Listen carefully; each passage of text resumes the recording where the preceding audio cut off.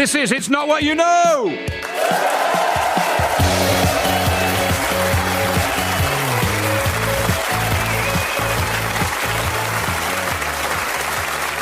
Hello, I'm Miles Jupp. It's often said that it's not what you know, it's who you know. This is why it's quite reasonable to repeatedly ask, wasn't it good, wasn't he fine, isn't it madness, he can't be mine, just so long as you can prove that you know him so well. Or why it's entirely fine to question the integrity of the Catholic Church's long-standing teaching on priestly celibacy if your dad is the Pope.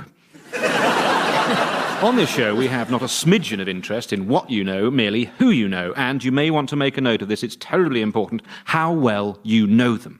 Each of our three guests has nominated someone they know well to answer a series of questions. Could be a friend, could be a family member, could simply be someone who, through a programme of anonymous letter-writing, physical intimidation and the poisoning of a beloved family pet, you successfully persuaded to trim a couple of feet off the hedge that divides your two properties. Ian at number 24, big shout-out. Great to be able to finally enjoy the view of Londis again. If my guests can work out the answers their nominees gave, they could be sashaying off into the night with our star prize, an all-expenses-paid, week-long residential brass-rubbing course for you and 13 friends, led by a guest instructor, in this instance, a furious Jeremy Irons. The week includes a walking tour of local churches and an entirely unnecessary excursion onto an army shooting range that has absolutely not been signed off by the relevant authorities. Linen is included, but it's advisable to bring extra blankets if you're susceptible to the cold, and also wax earplugs if you struggle to sleep when other people are crying. Sadly, in order to award this prize, we must go through the tawdry rigmarole of actually playing It's Not What You Know. So please welcome tonight's contestants. They are Ellis James, Penny Smith and Russell Grant. Ellis James, actor, comedian, disc jockey and the acceptable face of Plaid Cymru. Ellis is also the host of a programme on XFM, a radio station that has given shelter to countless DJs in much the same way that Argentina harboured so many architects of the Third Reich. Ellis, how did you decide on your nominee for tonight? He was the first friend I made through stand-up. He's one of my best friends. We have a very interesting relationship where he's very clever and I'm very passive. So sometimes I'll say something and he'll go, "You don't think that?" I'll go, "Oh, yeah." Thanks. And he knows me very well, so... Right, let's see who it is. My name's John Robbins. I'm a stand-up comedian. I live in Lewisham, and I present a radio show with Ellis every Saturday morning. Yes, it's your friend and XFM co-host, the stand-up comedian, John Robbins. Next, we welcome Penny Smith, presenter, author, former GMTV host, former child, current adult, and once voted the 92nd sexiest woman in the world by readers of FHM magazine, which possibly stretches the definition of reader somewhat.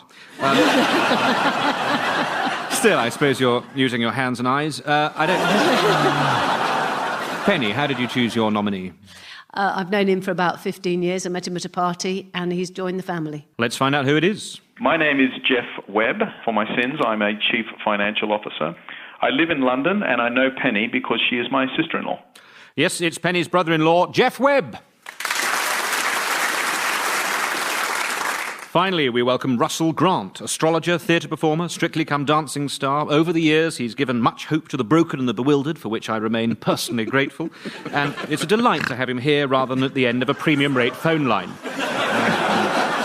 If anyone can predict what their nominee is going to say, it should be you. Who did you go for? I've known this woman for 64 years, and the musical Gypsy could have easily been written about her.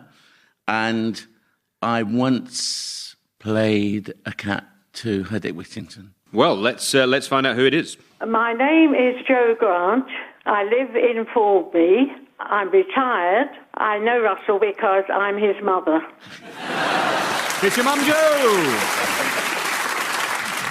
Well, we've never had a very settled format for this show. We've tried all number of ways to kick things off. A song, a magic trick, letting off a firework into the audience and seeing what happens. That backfired. Someone was killed. Not instantly. In the end, we've always reverted to that sturdy old chestnut, round one. In this round, we ask your nominees some questions to find out what they know about you, and you have to guess what answers they gave. Ellis, we put this question to your friend, John Robbins. Ellis is a big football fan. So if Ellis could have played in any football match, which football match would it have been? It would involve Wales or Swansea City. In reality, it would be Wales 1, Romania 2, November 17th, 1993, when we failed to qualify for USA 94. Unfortunately, I don't think John has got enough of an anorak sense of sort of Welsh footballing history to say that. So I think he'll just go quite general, and he'll just say playing for the Swans in a Premier League match, I think. OK, let's find out. Wales, Romania, 17th of November 1993.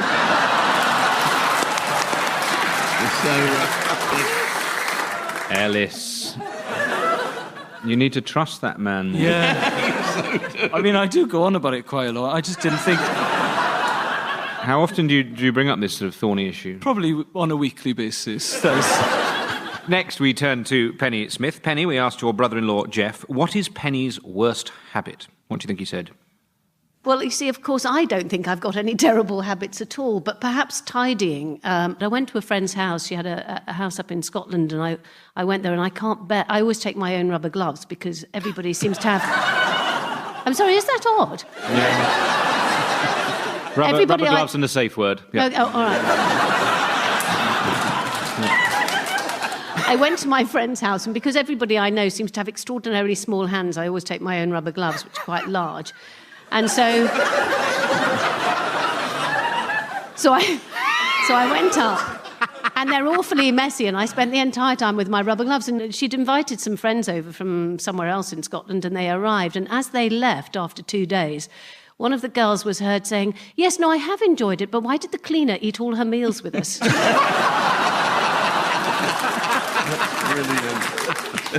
Well, that could give us some indication. Jeff, what's so awful about Penny? Her tidiness. Mess. Don't like mess. Extraordinary, really, for a woman who was willing to spend several years on a sofa unnecessarily cluttered by the presence of Eamon Holmes. And now, something tells me I will soon be addressing a question to a short, dark stranger. Russell, we asked your mum, Jo, what is the naughtiest thing Russell ever did as a child? You must have been naughty. You look like a naughty person. I probably was, but I don't remember. Well, I reckon it might be that I never went to school because I used to go and play bingo and whist drives with my grandmother. She used to say, "Don't go to school, love. There's a nice whist drive down the road. And you know Mrs. Green likes you." So I used to go there, and then when I would try to go anywhere, she'd go, "There's a bingo tonight." And I remember you used to win a quarter of tea and a jar of camp coffee. That's where it all began. Well, it sounds idyllic. OK, tell us all, Jo. Nothing. He was a boy that just sat all the day in his room and made maps. It's true. I wanted to be a geography teacher, and I have 10,000 maps. I am joining Penny in the OCD unit. Yes, maps, that's your thing. You can't be the only young boy to keep a collection of explicit cartography under the mattress. Don't forget the camp coffee. I shan't now. Ellis, back to you. We asked your close friend and or colleague, John, what is Ellis's favourite film? What do you think he went for? Easy peasy, Raging Bull, starring Robert De Niro. Easy peasy. Play the clip, because I need the point, Smiles. Let's see what John said. Pride. He cried from before the film started, just at the idea of the miners' strike. Yeah, I cried so much when I went to see Pride in Brixton that I made a scene. Really? Yeah. And then I had to do a gig. I had to do stand-up that night with a splitting headache, so I was so dehydrated. So I cried all of the water out of my body. I mean, and at sort of the halfway stage in the film, you think, oh, the miners are going to win. It's going so well. Spoilers. No points. Penny, it's your turn. We asked Jeff, if Penny had to eat just one thing for the rest of her life, what would it be? What do you think he went for? Presumably a food, perhaps not, who knows? If I had to eat only one thing, and if I was on a desert island and they said, right, you can only have one thing to eat for the rest of your life, it would probably be carrots. There's something about them. I find them a joyful, pointy item. When I go on car journeys lasting more than an hour, I have travel carrots because I find them so portable, crunchy and delicious, and somehow they fill me up and fill me with joy. Penny Smith, it's fair to say, enjoys carrots. OK, let's see what Jeff said. Raw carrots. I love sausage rolls. That's all I have to say. Thank you for steering us onto much safer territory, Russell. Russell, it's time to ask you another question, since a glance at the calendar tells me that the moon is rising in the sky. We asked your mum, Jo, what is Russell's favourite book? What do you reckon she said? Oh, my favourite book? Well, my favourite film is Vivian Leigh in the Tolstoy... Anna Karenina. Vivian Leigh, Anna Karenina, that would be my favourite book. But you see, we'll probably be back to encyclopedias of geography and maps, which are my real loves. But my favourite book would be Anna Karenina, Vivian Leigh. OK, right then. Anna Karenina, the Vivian Leigh version. No, she was the actress. Yeah, no, but I think Tolstoy always liked to have an actress in mind when he was writing novels. Just as to help him describe the character. So what's the answer, Jo? He's definitely non-fiction and maps. A book of maps? Would that be more... It's an encyclopedia of geography they bought me when I was 5. I've still got the book. Now, you've written some books. Russell, you've written some books. You don't like reading them, but you've written them. Penny, you've written some books. I've written a book. Ellis, have you... I've written some pretty lengthy emails. Just write a book. You've got all that time on XFM. What are you doing when the records are playing? Just sitting there wondering what the point of it all is, I suspect. It's the end of the first round, so let's look at the scores, which, as always, on It's Not What You Know, have been independently verified by some people that we know. In this case, the Metric Martyrs. Met up with them early this week. I have to say they are a great bunch of lads. Went out to a Yates's wine lodge and enjoyed a yard of ale. Or, as I like to think of it, 1.4 litres. Slightly sticky end of the evening. They insisted on paying in shillings and pence, and I, in a totally unrelated matter, put a chap in a headlock. Still, perfectly enjoyable way to pass a weeknight. And we can see that in third place is Ellis, but in first equal, Penny and Russell.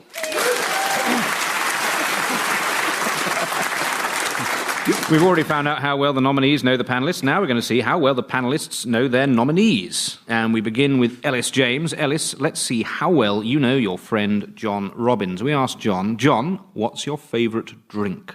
What do you think he said? Rum and Diet Coke. He often makes an emergency phone call to Captain Morgan. If he doesn't say rum and Diet Coke, I'm walking off. OK, let's see if you're right. John? Tribute Ale or Captain Morgan's Dark Rum and Diet Coke. John, I'm afraid you're going to have to choose. Anyone who made me choose would be picking up their teeth with a broken arm. Strong words there from John Robbins, who I believe I'm right in saying is a graduate in English literature from Oxford University. So just make a choice, Princess. We'll let you get back to your keys. Definitely Captain Morgan's Dark Rum and branded Diet Coke. Bang! Whoa. He absolutely loves it. And every time he pours himself a glass of Captain Morgan and Diet Coke, he just goes, yes, this is living! Penny, we come to you now. So I had a little chat with Jeff. I said, Jeff, who would you most like to be stranded on a desert island with? Who do you think he's gone for? Stranded on a desert island? Oh, so it'd probably have to be probably a woman, I'd have thought. He likes, obviously, he's, passionate about Australian people. So I'm just having a think. Kathy Lett, or... Trouble is, I don't really know any kind of names of anybody else. So I think I'm going to go Kathy Lett. Right. Let's find out, Jeff. Well, it would have to be someone who's funny and witty and could keep my attention while I'm stranded on the island, and was great company, and we could sit there and have a drink and while away the time. So Why don't I go for John Stapleton, Penny's old partner, who would be fantastic? No points for perhaps, not surprisingly, failing to guess that your brother-in-law would like to be stranded on a desert island with John Stapleton. It is quite odd. It is quite odd. It is. I was surprised. No points. Russell, you're next. Let's see how well you know Jo. We asked her, which celebrity would you most like to meet? What do you think she said? Who would my mum like to meet? Yeah. My mother's not into celebrities. She's into Hollywood stars. So she wouldn't be into meeting people like me. She'll be into meeting, oh, goodness me, all kinds of people like the George Clooney's, that sort of person. She used to work at Pinewood Studios. She used to do all the contracts for the big stars. She's met them all. Why does she want to meet anyone else? Mum. Who would you like to meet, Jo? Oh, what do you think now? That Aidan Turner from Poldark. All right, Mum, you can have him. Yes, the person that astrologer Russell Grant's mother, Jo, would most like to meet is Aidan Turner from Poldark. And if you enjoyed that little nugget of trivia, we're confident you'll also enjoy the It's Not What You Know book of celebrities' relatives and their favourite stars of Poldark. Find out what John Bon Jovi's maternal aunt would like to do to Phil Davis, and why Danny Alexander's cousin flew into a rage and hurled extremely graphic insults down the phone at us when we told him that President of South Africa, Jacob Zuma, had never been in Poldark, at least at time of writing. No points. Well, it's the end of round 2. That means it's time to look at the scores, which, as usual, on It's Not What You Know, have been independently verified by some people that we know. In this case, the British Osteopathic Association. Met up with them early this week. Let me tell you, great bunch of lads. I have to say, we didn't click straight away, but no, I can tell you that half an hour of being roughly handled brought the usual rewards. And by the time they rolled me onto my front, I was anybody's. And we can see that in third place is still Ellis, and still, joint first, Penny and Russell. Before we start round 3, I'd just like to reply to a letter from a listener called Tony, who writes from a lovely rustic-sounding place called Broadmoor. He's written in with a list of 6 questions I've always wanted to ask Miles Jupp, in what I presume is ink. So brace yourself, Tony. Here come the answers in order. Yes. No. Don't be daft. Only if it was artistically valid and the room was very warm. About the size of a Fabergé egg, it was excruciatingly painful. And no, but I've heard that Dame Judi Dench can do it from the top of a wardrobe into a plastic cup on the floor below. Tony, I hope that helps with the appeal. Now it's fingers on buzzers time for the next few questions. The rules for this round are very simple. In this round, I'll give you the answer to a question. What you have to do is tell me which of the nominees gave that answer. Ellis James's friend John, Penny Smith's brother-in-law Jeff, or Russell Grant's mother, Jo. If you buzz in and you're wrong, a point will be deducted from your overall score.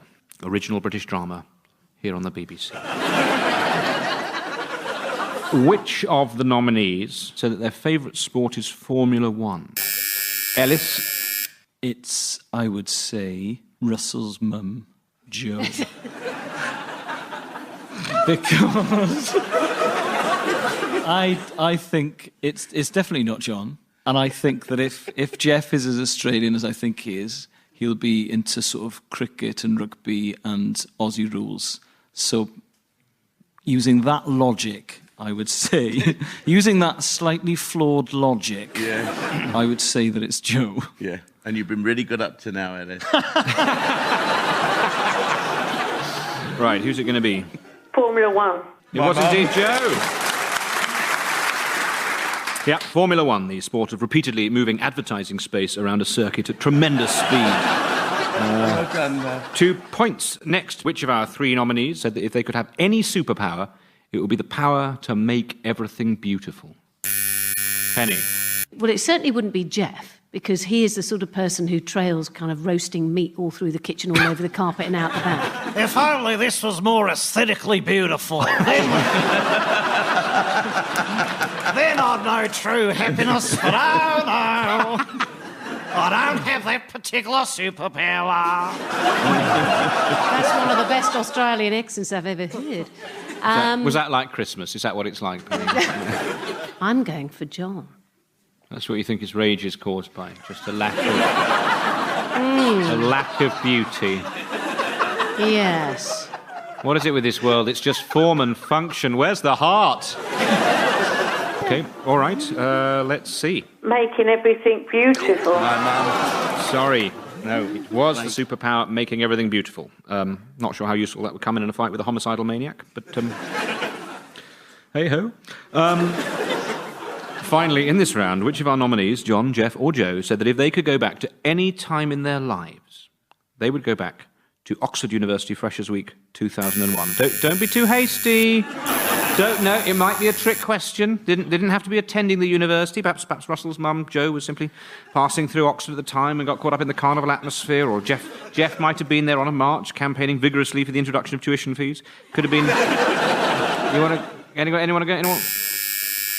Ellis, who do you think it is? I think it's John, because he was a student there at the time and he cannot let it go. Let's see. 2001 Oxford Freshers' Week. You're absolutely right. Surprise, surprise. He goes on about that as much as I go on about November the 17th, 1993, Wales 1, Romania 2. He had a Mohican, he wore a crushed velvet jacket, he used to smoke a pipe in the pub, pre-smoking ban. I mean, he does sound pretty good, actually, isn't it? But, yeah, he cannot let it go. And that was the best week of his life. Rather touching. 2 points. Well, it's the end of that round, and we can see that in joint second is Penny and Russell, and out in front is Ellis. Well, as you may be aware, this is the last series of It's Not What You Know, following the BBC's decision to reallocate the budget for this show in order to build a sundial in Belfast in the shape of Alan Yentob. All part of our commitment to the regions. Still, we've had a good run. Well, we've had a run. Do keep your letters of complaint flooding into the Director General, whose grandchildren are only too eager to draw on them. And so, to round 4. This round is called The Big One. In this round, each panellist will have to answer a single big question about their chosen nominee. And when I say it's a big question, I don't want anyone to think I'm exaggerating. This is the kind of question that will test your knowledge of your nominee to the utmost. You'll either end up feeling an increased bond of togetherness or wondering if you ever knew this person at all. This week, our big question is, what is your nominee's favourite cheese? What's it going to be? Gouda, Edam, Red Leicester, grated? Who knows? Ellis, you're first to tackle the cheese course. What do you reckon is the favourite fromage of your pal John Robbins? Well, he likes very, very strong flavours. His favourite post-gig meal is jalapenos on Philadelphia on toast. And I think he'd be playing the long game. So, you know, if he had to choose something, it would become part of that meal. I think he'd go Philadelphia. No, that's wrong. Stilton. Where did that come from? Whoa. Out of nowhere, that was absolutely... OK, let's find out. I mean, for sheer versatility, it's got to be cheddar. He's gone for cheddar. No points. Penny Smith, Jeff Webb's your brother-in-law. He's family. And what family don't know the ins and outs of each other's dairy preferences? Tell us, Penny, what's Jeff's favourite cheese? See, I can see my brass rubbing with Jeremy Irons slipping away here. And I think, a bit like John, I think he'd find cheddar very versatile. The thing is, I just think he'd have everything. He'd want it all. Cheddar. I think I'm at a slight disadvantage here because John brought the versatility of cheddar into play. And now everyone's got that on their mind. Jeff, let's have it. Brie. It's difficult not to take your own... You bring your own kind of cheesy issues in there. Nerves of steel, this game. Nerves of steel. You've got to leave your own cheese preferences at the door. I mean, it's... No points, sadly. But I did like the way he said brie, as if he was bringing up a furball. Russell, the wheel of cheese has rolled into your court. Take your time, Russell. Try not to think about the consequences of your actions. We've seen 2 people panic horribly so far. Try not to imagine the public shaming a wrong answer will bring you, not to mention the irreparable damage caused to your relationship with Jo as she chases you through the streets of Middlesex, brandishing a rolling pin and shouting, "Lear Dammer, what sort of a woman do you take me for?" We need an answer, Russell. Russell, what is your mum's favourite cheese? My mother would go for the strongest cheddar ever that she would say would burn the roof of your mouth. OK, let's see if you're right. Jo, juicy cheese? A strong cheddar. Very good. That was sport right at the last minute. You've changed just before the final whistle. You have changed the result of that. That was Jo's answer. An incredibly diverse range of opinion we've seen this evening, reflecting the whole spectrum of cheese appreciation. Really is impossible to imagine three more different cheeses than cheddar, brie, and strong cheddar. 4 points that gets you, Russell. 4 points, that mighty answer. It is the end of the show. The points have been gathered in and totted with a rigour that brooked no mercy. And as ever on It's Not What You Know, these scores have been independently verified by some people that we know, in this case the Select Committee for Regulatory Reform. Met up with them earlier this week. I have to say, they are a great bunch of lads. What a bunch of regulatory reformers. You've heard the phrase, if it ain't broke, don't fix it. That is certainly not their motto. In fact, they don't have a motto. And I should know, having asked multiple times as the evening, and I use the term advisedly, wore on. We laughed, we cried, we spoke at some length about proposed reforms to entertainment licensing, a conversation to which I contributed little other than repeatedly saying, guys, this time I think I can do it, before flipping a peanut into the air and yet again failing to catch it in my mouth. A brilliant, brilliant night. We'll do it again, they all said, while very kindly forcing me into a taxi at the third time of asking. And the final scores show that in third place is Penny, in second place is Ellis, on their way to a brass rubbing course with an angry, angry Jeremy Irons, it's Russell Grant!